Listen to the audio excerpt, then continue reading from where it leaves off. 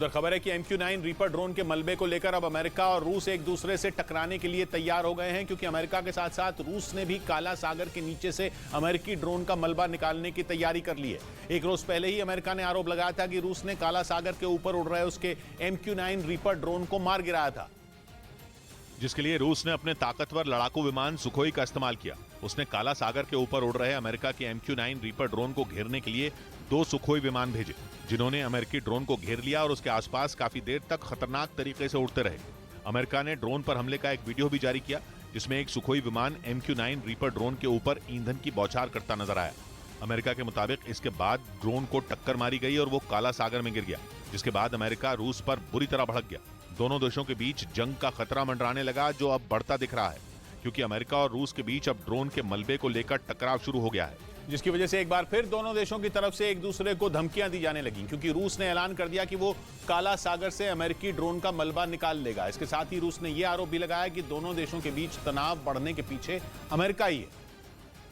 क्योंकि वो लगातार रूस को उकसाने वाली हरकतें कर रहा है। रूस के मुताबिक यूक्रेन पर हमले के बाद ही उसने काला सागर के कई हिस्सों की किलेबंदी कर दी थी। साथ ही उसने ये चेतावनी भी दे दी थी कि काला सागर के उन इलाकों में किसी को भी उड़ान की इजाजत नहीं है। लेकिन इसके बाद भी अमेरिका ने कई बार वहां अपने जासूसी और हमला करने वाले ड्रोन उड़ाए।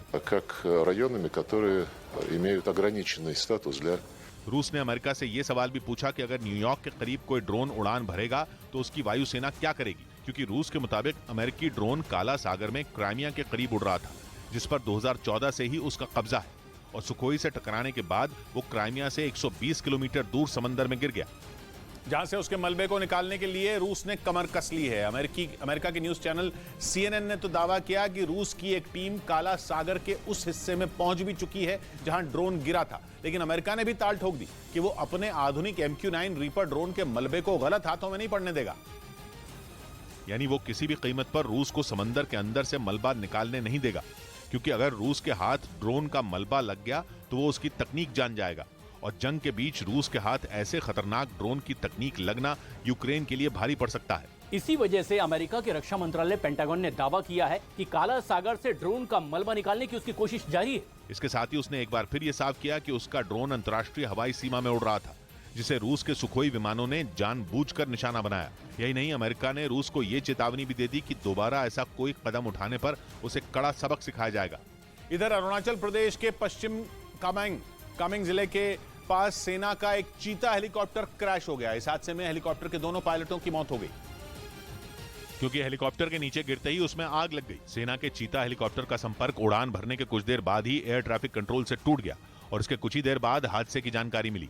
उधर ऑकस देशों के बीच हुए परमाणु पनडुब्बी की डील पर फ्रांस भड़क गया। वहां के राष्ट्रपति ने बेझिझक होकर बोला कि यह डील परमाणु टकराव को बढ़ावा दे सकती है। ऑकस का मतलब ऑस्ट्रेलिया, UK और US, और इन तीनों देशों ने चीन को सबक सिखाने के लिए परमाणु पनडुब्बियों का बेड़ा तैयार करने का प्लान बनाया, जिसके तहत ऑस्ट्रेलिया अमेरिका से 8 पनडुब्बियां खरीदने वाला है। UK भी पनडुब्बियों का बेड़ा तैयार करने में ऑस्ट्रेलिया की मदद करने वाला है, लेकिन यह डील अमेरिका के दोस्तों में शामिल फ्रांस को ही पसंद नहीं आई। फ्रांस के राष्ट्रपति मैक्रोन ने बयान दिया कि ऑकस देशों की डील परमाणु टकराव को बढ़ावा दे सकती है, और इस डील से ऑस्ट्रेलिया की संप्रभुता खतरे में पड़ जाएगी, क्योंकि परमाणु पनडुब्बियां बनाने में ऑस्ट्रेलिया का कोई रोल ही नहीं होगा और वो केवल उन्हें खरीदेगा। यानी ऑकस देशों की डील में ऑस्ट्रेलिया केवल पैसे खर्च कर रहा है और अमेरिका और ब्रिटेन जैसे देशों पर निर्भर हो रहा है। वैसे इस डील से पहले ऑस्ट्रेलिया ने फ्रांस से पनडुब्बियों की डील की थी, जिसमें उसे परमाणु नहीं बल्कि साधारण पनडुब्बियां मिलने वाली थी। लेकिन चीन के डर ने ऑस्ट्रेलिया को इस तरह डराया कि उसने फ्रांस की साधारण पनडुब्बियों वाली डील रद्द कर दी, उसके नुकसान का मुआवजा तक भरा, और फिर उससे कई गुना महंगी ऑकस डील का हिस्सा बना, जिसके बाद फ्रांस नाराज हो गया। वो ऑस्ट्रेलिया पर तो भड़का ही, उसने अमेरिका और ब्रिटेन को भी नहीं छोड़ा। लेकिन हैरानी की बात यह कि ऑस्ट्रेलिया में भी इस डील का विरोध हो रहा है। वहां के पूर्व प्रधानमंत्री पॉल जॉन कीटिन ने तो इस डील को बकवास तक बोल डाला, क्योंकि उनका मानना है कि परमाणु पनडुब्बियां ऑस्ट्रेलिया को चीन से बचाने की कोई गारंटी नहीं देती। यानी ये डील ऑस्ट्रेलिया के लोगों को ही हजम नहीं हो रही, और पनडुब्बियों का बेड़ा तैयार होने से पहले ही बवाल शुरू हो चुका है, जो चीन के लिए अच्छी खबर है। इस बीच कोरोना मरीजों की बढ़ती तादाद को देखते हुए केंद्र ने 6 राज्यों को चिट्ठी लिखी। चिट्ठी के जरिए केंद्र ने उन राज्यों को कोरोना की बढ़ती रफ्तार पर विशेष ध्यान देने को कहा, और जरूरत पड़ने पर सभी राज्यों को कोरोना की जांच और वैक्सीनेशन तेज करने को कहा गया। जिन 6 राज्यों को केंद्र ने कोरोना के मामले पर चिट्ठी लिखी, उनमें महाराष्ट्र, गुजरात और कर्नाटक भी शामिल हैं। चिट्ठी के जरिए यह भी बताया गया कि उन 6 राज्यों में पिछले कुछ दिनों में कोरोना मरीजों की तादाद काफी तेजी से बढ़ी है। उधर पश्चिमी मीडिया ने दावा किया कि रूस ने 2030 तक मोल्दोवा पर कब्जा करने का प्लान बनाया है और उसके इस प्लान से जुड़े कुछ दस्तावेज पश्चिमी मीडिया को मिले हैं, जिनके आधार पर यह दावा किया गया कि रूस धीरे धीरे मोल्दोवा को कमजोर करेगा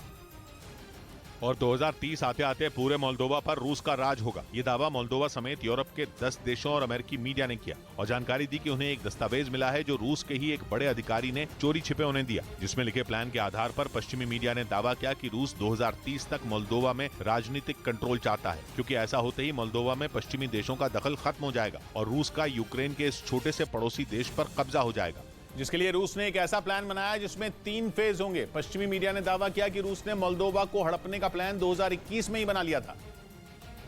जो यूक्रेन जंग के बाद लीक हो गया। खुद रूस के दोस्त और बेलारूस के राष्ट्रपति लुकाशेंको ने यह प्लान लीक कर दिया था और अब पश्चिमी मीडिया अपने पास मोल्दोवा की बर्बादी का प्लान होने का दावा कर रहा है, जिसके तहत रूस मोल्दोवा को 3 फेज में हड़पेगा। पहले फेज में वो मोल्दोवा में नेटो और यूरोपियन यूनियन का प्रभाव कम करेगा, दूसरे में वो मोल्दोवा को CSTO के करीब लाएगा और अंत में वो वहाँ के लोगों को रूस की भावनाओं से जोड़ेगा और वहाँ की राजनीति पर कब्जा करेगा, जिसके लिए रूस ट्रांसनिस्त्रिया के मुद्दे पर बातचीत से सुलझाने की कोशिश करेगा। यानी रूस ने मोल्दोवा पर बल से नहीं बल्कि दिमाग से कब्जा करने का प्लान बनाया है, जिसके लिए वो सेना, राजनीति और अर्थव्यवस्था जैसे मुद्दों पर खेलेगा और धीरे धीरे मोल्दोवा को पश्चिमी देशों से अलग कर देगा, जिसके लिए वो मोल्दोवा को CSTO का हिस्सा बना सकता है, क्योंकि CSTO को बनाने का मकसद उन देशों के अधिकारों की रक्षा करना था जो सोवियत संघ का हिस्सा थे। इस संगठन में 6 देश शामिल हैं, जिनके नाम Armenia, Kazakhstan, Kyrgyzstan, Tajikistan, Belarus और रूस है और इस संगठन को नेटो की टक्कर माना जाता है। रूस मोल्दोवा को भी CSTO में शामिल करना चाहता है और अगर ऐसा हो गया तो नेटो को जोर का झटका लगेगा और यूरोप में उसकी जड़ें कमजोर पड़ जाएंगी, क्योंकि यूक्रेन पर हमले के बाद रूस की नजर मोल्दोवा पर है। पश्चिमी मीडिया ने दावा किया कि 3 तरफ से यूक्रेन से घिरे छोटे से मोल्दोवा को रूस बफर जोन की तरह इस्तेमाल करना चाहता है, यानी एक ऐसा इलाका जहां ना तो यूक्रेन की सेना और ना ही नेटो की सेना पेट्रोलिंग कर सकती है और रूस इसी बात का फायदा उठाकर धीरे धीरे मोल्दोवा में अपने लिए माहौल बनाएगा और नेटो के प्रभाव को वहां कम कर देगा, जिसमें मोल्दोवा का ही एक हिस्सा ट्रांसनिस्त्रिया उसका काम आसान करेगा, क्योंकि वहां रूस का समर्थन करने वाले अलगाववादियों का राज है। मोल्दोवा का यह हिस्सा यूक्रेन और मोल्दोवा के बीच स्थित है, यानी एक तरह से रूस मोल्दोवा के एक हिस्से पर पहले से राज कर रहा है और उसी हिस्से का इस्तेमाल करके वो 2030 तक पूरे मोल्दोवा को हड़प लेगा। पश्चिमी मीडिया ने पुतिन का यही प्लान लीक करने का दावा किया, क्योंकि उसका कहना है कि पुतिन ने अपनी सेना और कूटनीति में माहिर खिलाड़ियों को 2030 तक की डेडलाइन दी है, या यूं कहें कि मोल्दोवा के जरिए पुतिन पूरे यूरोप में नेटो को खत्म करने की शुरुआत करने वाले हैं, जिसका प्लान बन गया है और पश्चिमी मीडिया ने उसे लीक करके अमेरिका और नेटो देशों के लिए ही नहीं बल्कि पूरे के पूरे यूरोप के लिए अलार्म बजा दिया। इस बीच दुबई में मौजूद बुर्ज अल अरब नाम की इमारत के हेलीपैड पर पहली बार किसी विमान की लैंडिंग की गई है। हेलीपैड 695 फीट की ऊंचाई पर है, जहां एक छोटे विमान को लैंड करना लगभग नामुमकिन काम था, क्योंकि यह हेलीपैड सिर्फ 20 मीटर का है, यानी इस पर हेलीकॉप्टर तो आसानी से लैंड कर सकता है पर प्लेन नहीं। लेकिन पोलैंड के पायलट ल्यूक शिपिएला ने वहां प्लेन उतारकर इतिहास रच दिया।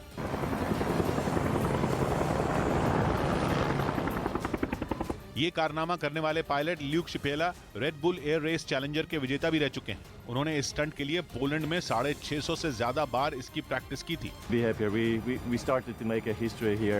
बताया गया कि बुर्ज अल अरब पर इस स्टंट को करने के लिए इस प्लेन में भी काफी बदलाव किए गए। इसके लिए प्लेन के डिजाइन और वजन में भी कांट-छांट की गई, ताकि इतनी ऊंचाई पर इसे एकदम सटीक जगह पर लैंड किया जा सके। इधर शेयर बाजार में लगातार 5 दिनों से चल रही गिरावट का सिलसिला टूट गया। हालांकि पूरे दिन शेयर बाजार में भारी उतार चढ़ाव चलता रहा, लेकिन आखिर में शेयर बाजार बढ़त के साथ बंद हुआ। 5 दिन बाद शेयर बाजार में तेजी की वजह से निवेशकों को भी अच्छा खासा फायदा हुआ। कारोबार खत्म होते वक्त सेंसेक्स और निफ्टी दोनों ही हरे निशान पर बंद हुए। सेंसेक्स 79 अंक चढ़कर 57,634 पर बंद हुआ, जबकि निफ्टी 37 अंक चढ़कर 17,000 के ऊपर बंद हुआ।